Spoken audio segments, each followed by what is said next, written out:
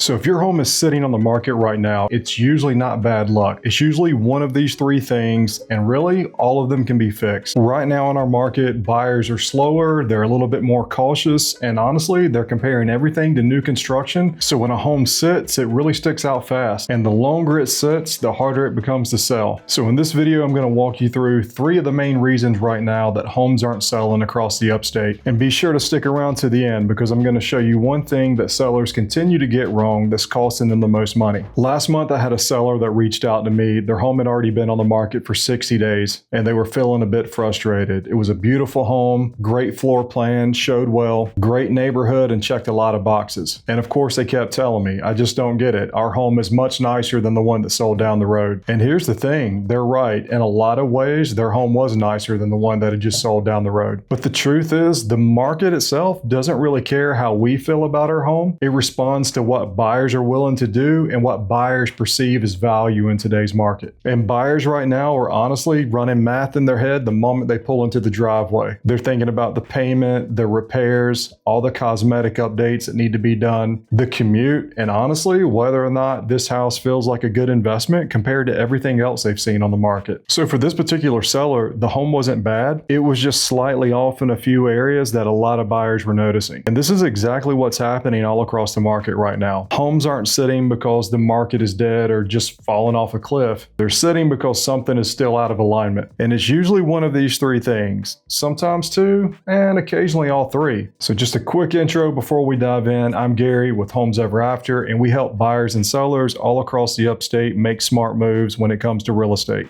And on this channel, I break down what's actually happening in today's market so you can stop guessing and start making smart decisions about things that actually work. So here are the three reasons that homes aren't selling in Greenville and Spartanburg County right now. So the first one on the list, and probably one of the most important, is the price. This is a big one, and honestly, it's a conversation that a lot of people don't feel comfortable having. A lot of sellers right now still have that old market mindset stuck in their head where you want to price the home really high and just kind of sit back and see what happens. And as long as you leave a little room to negotiate, you feel okay about that strategy. And I get it, honestly. For a while, that worked for a lot of people, but the market has shifted. Starting too high right now doesn't give you leverage. Technically, it actually works against you. And the longer your home sits, the more buyers begin to wonder what's wrong with the property, even if technically nothing is wrong with it. The absolute best thing you can do is price the home where the market actually is today, not where you wish it was. When a home hits the market that's priced right, buyers feel urgency. They've already seen everything else that's already on the market, so people are anticipating. They're waiting eagerly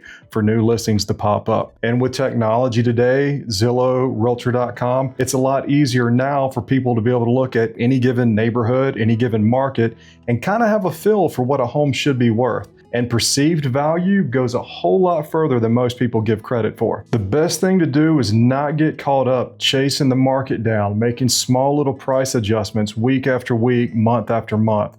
You lose a lot of time and you also lose money in that process. In a buyer's mind, that lets them know that you're motivated, and if you're willing to come down that much, what else are you willing to give up? If you price it right the first time, that's going to give you a much better opportunity and a better chance of getting your list price, if not more, when you create a strategic plan and you come to the market exactly where the home should be priced. And if you have to, you make meaningful adjustments along the way. Just don't get too aggressive from day one. Pricing gets a ton of attention, but the condition is where buyers in their mind start making those price reductions and start deducting all these things that are technically wrong with your home. And I get it. As a homeowner, we live in this house every single day. We easily walk past the worn carpet or the paint touch-ups that need to be done throughout, those little cosmetic updates that make a big difference, the fixtures and those minor little repairs throughout. But these are things that buyers notice, and they're coming through with an unbiased, and they're going through the home with a fine-tooth comb, looking at all these imperfections. And in a price-sensitive market, all these little flaws translate to a dollar amount inside the buyer's mind. One of the best things you can do is walk through the home through the eyes of a buyer who's never seen it before. Remove the bias of it being your home and look through it through the lens of someone who's never seen it before. And if you really want to step it up a notch, have an agent or a friend walk through the home and have them point out things things that you and I may overlook as homeowners. And one thing you really want to avoid is not to try to get the top of the market pricing for a home that doesn't have top of the market updates. For buyers in this market, perception is reality. And if there's no perceived value, it doesn't really matter what previous homes have sold for. People want to feel like their investment is worth it based off the features and the updates that your home has. And there's certain things that buyers may be okay with, such as dated finishes, but they're not okay paying top of the market prices for things like that, especially for a home that still needs a lot of work. Either update the home or price it accordingly, make it reflective of the things that needs to be done. But the truth is, you can't really have it both ways. And then sometimes you have a combination where the home is priced well and it shows well, but there's still one thing that a seller can't change, and that's going to be the overall location of the property. When sellers and homeowners often think about a property, they think about the things that we love and what we enjoy about it. The neighborhood, the conveniences to local shopping and restaurants, all the things that we're used to that were important to us. But a lot of buyers are looking at location completely different than we once did. They're looking at what's around the house, the surroundings, the neighbor's yard across the street who hasn't mowed their lawn in 3 weeks. They're looking at what's behind it, what's next to it. Is there road noise, a busy intersection perhaps? And sometimes things outside of your control can hinder your property value and the appeal that it has. Sometimes the house itself can be great, but because of the surroundings, that's really going to shrink your pool of buyers. And when the buyer pool gets smaller, the price is going to matter even more, because now you're not just waiting for any particular buyer to show up, you're waiting for the right one who's okay with those things. So here's the best thing you can do. If location is a challenge, you have to win big on the other two things. The sharper price and better condition is going to matter more now than ever. Make it so easy for a buyer to say yes to those things that the location and surroundings carry a lot less weight. But one thing you can't do is just pretend that the location does not matter. The best thing you can do is just avoid pretending that the location doesn't matter, because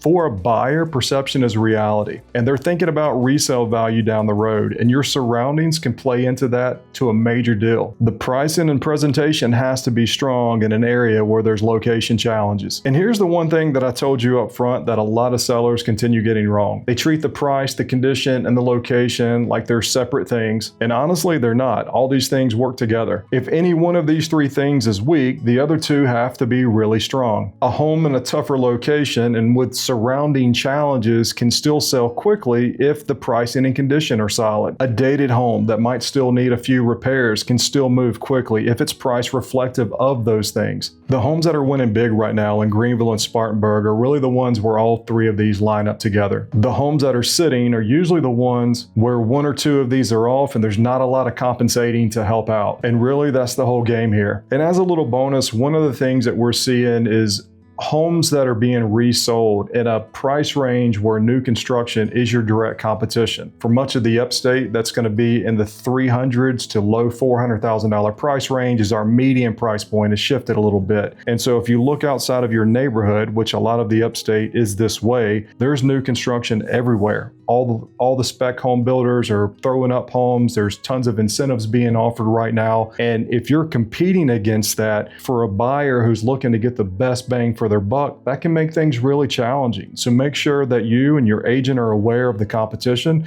not just what's sold, but what's actually selling. What are you competing against when you put the home on the market? Because buyers are looking at it, and if you're not, you're going to really be behind the curve. So guys, I'd love to hear from you. If you've been watching homes sit in your area, what do you think's causing it? What do you think is the number one factor that's causing this? Are sellers still being too aggressive and pricing too high? Are buyers comparing everything to new construction? Or do you think it's just because homes really aren't showing well? Drop it in the comments. We read every single one. And if you're thinking about selling in Greenville, Spartanburg, or anywhere in the upstate for that matter, and you're not really sure how your home might compete in today's market, reach out to Homes Ever After. We can walk you through the entire process, no strings attached, no obligations. If you found any value in this video, hit the like, comment, subscribe, and we look forward to seeing you on the next one.